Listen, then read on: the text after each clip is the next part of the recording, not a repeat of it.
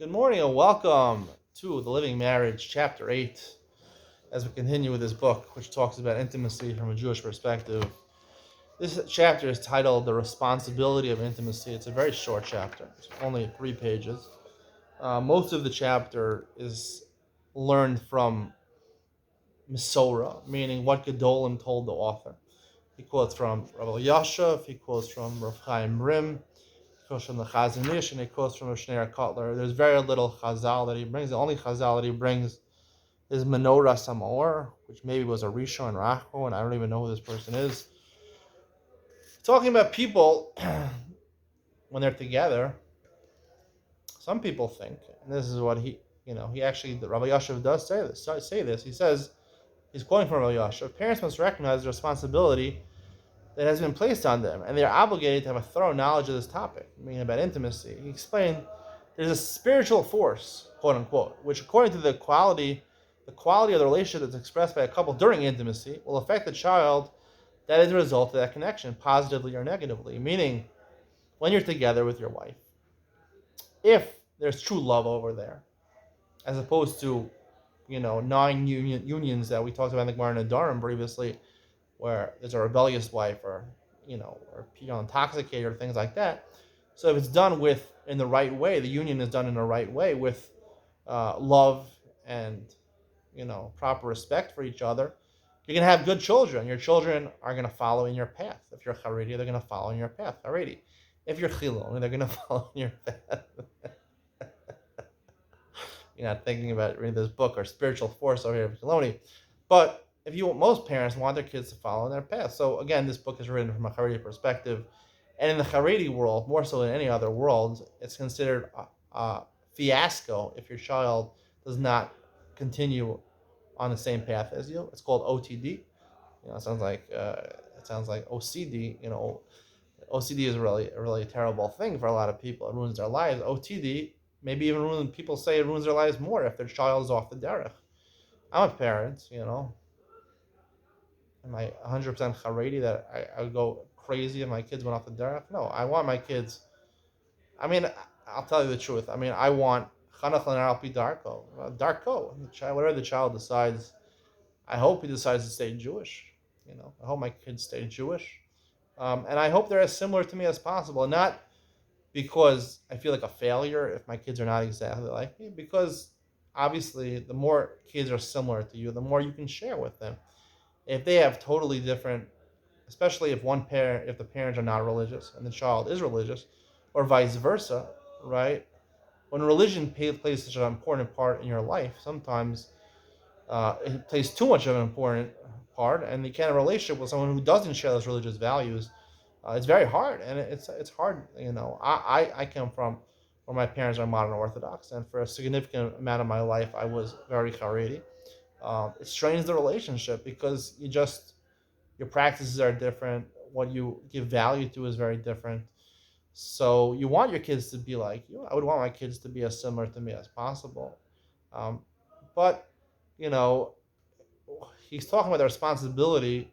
He's talking about from Haredi perspective that if you have kids that are off the derech, OTD, go off the derech and do not remain, even if they go modern Orthodox, right, or they go Dati Leumi, who's happened to Rav Shach. Rav Shach, his son, became, he went to YU or something like that, and he was religious. He was Dati Leumi.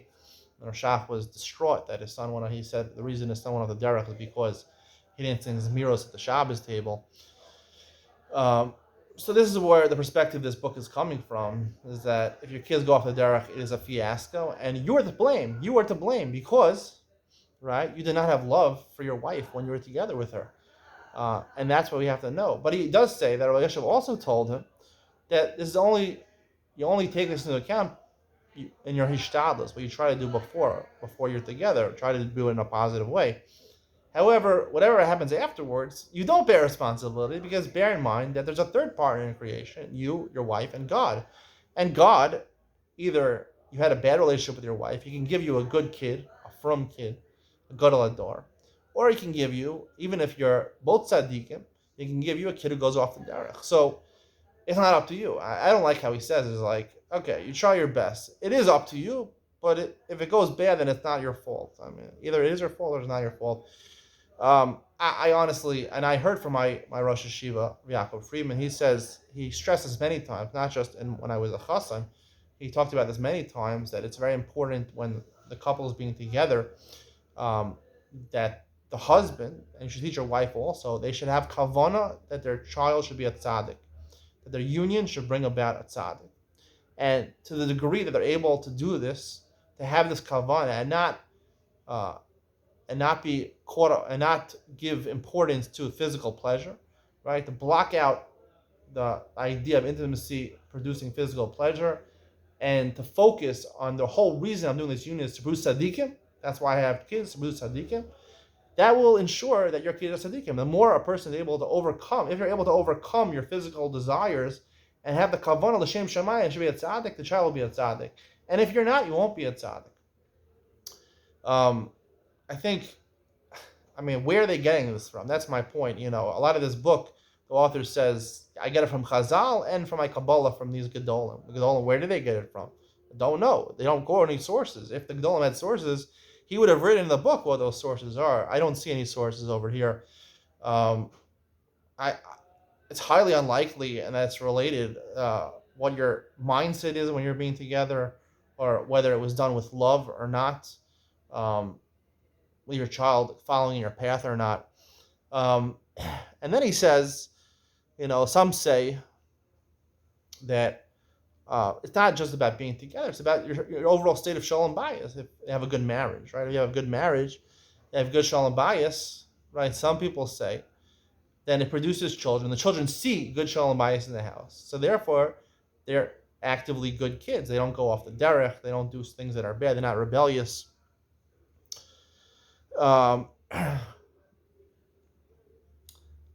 There's an ongoing discussion in Mishpacha magazine for the past couple of weeks about the reason why kids go off the derech. A lot of people are suggesting, some people say yes, some people say no. It's because they're neglected emotionally in the home, right? The parents don't give them true love.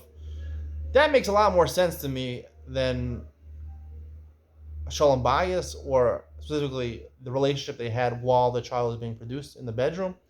I would say rank it in levels, meaning I think it very much has an effect, the emotional love that the parents give to their children.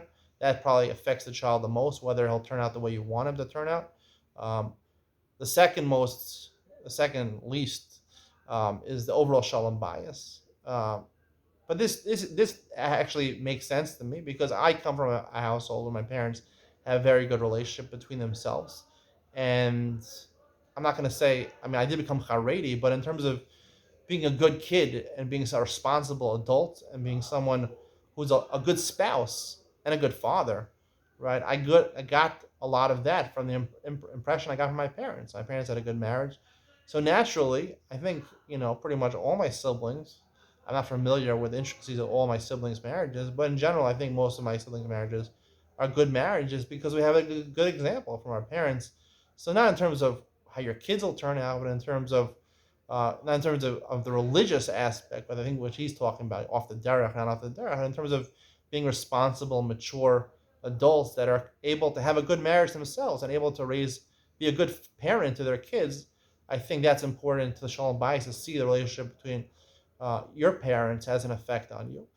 And the least important I'm going to give is the actual thoughts of the parents during their union, or the amount of love that they show to each other, a spiritual force, quote unquote, Rav references over here. I have no idea why children turn out the way they do. I have this thought, but I have no proof for it. I wouldn't say in terms of are the kids, the religiosity in terms of they turn out, but in terms of the overall appearance of the kids, whether the kids are attractive or not, they look nice, they're beautiful kids. I think parents with a good marriage, especially in the bedroom, that has a hashpah on how the kids look, their appearance, which has sources in the Gemara. The Gemara talks about that. The Gemara in Shabbos, I think, talks about how kids turn out, their physical appearance is based on the relationship in the bedroom. He ends off the chapter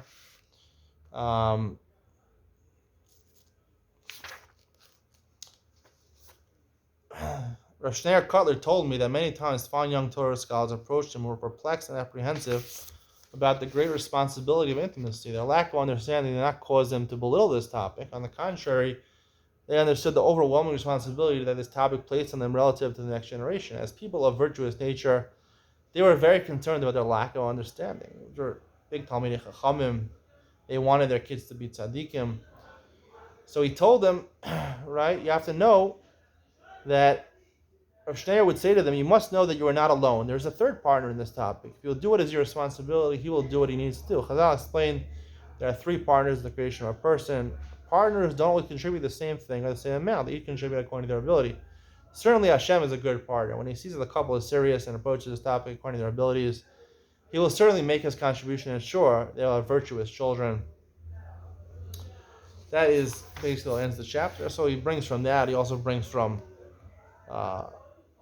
someone asked the Chazon Ish. When the Chazon Ish says, what is the source of this terrible decree from heaven? Apparently at the time when the state of Israel was founded, a lot of children were going off the derech. So he explained this is not a decree from heaven. He pointed to the Gemara with the 9 children of bad attributes. He explained that due to the overwhelming poverty that was prevalent at that time, right?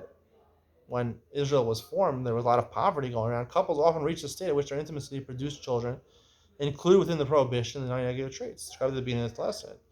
The unions were in a state where people weren't exactly in the mood to be together. So therefore, and maybe they violated some of those 9 different types of unions that the Gemara Nedarim talks about. So therefore, the children went off the derech.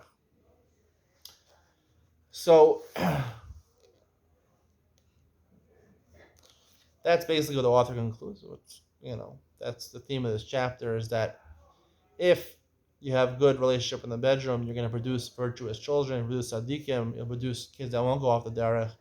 And if you don't, it's not your fault, because Hashem is a partner in creation, and you did your best, you did your hishtadlus, you tried to make a loving relationship in the bedroom, and whatever happened. It's not your fault at the end of the day. So as I mentioned before, either it's your fault or it's not your fault. I mean, if it's not your fault, it's something to creation, so why even try in the first place? Because Hashem is really decides also, or he's a partner creator. Hashem wanted the kid not to be virtuous, so no matter what you do, it's not going to help. So I don't know, these things that seem like Kabbalah to me. I don't know what the sources for these things are. That's what I have to say of this chapter. Very ambiguous where the sources are. There is no concrete sources in the Torah, and most of the Sefer is based on Chazals or in the Torah Shebachtav. This chapter is just based on a Masorah, so I would really encourage people to look for sources for this. If you don't have sources, I think what I said before, it makes a lot of sense. Hope you enjoyed it. See you on the next one.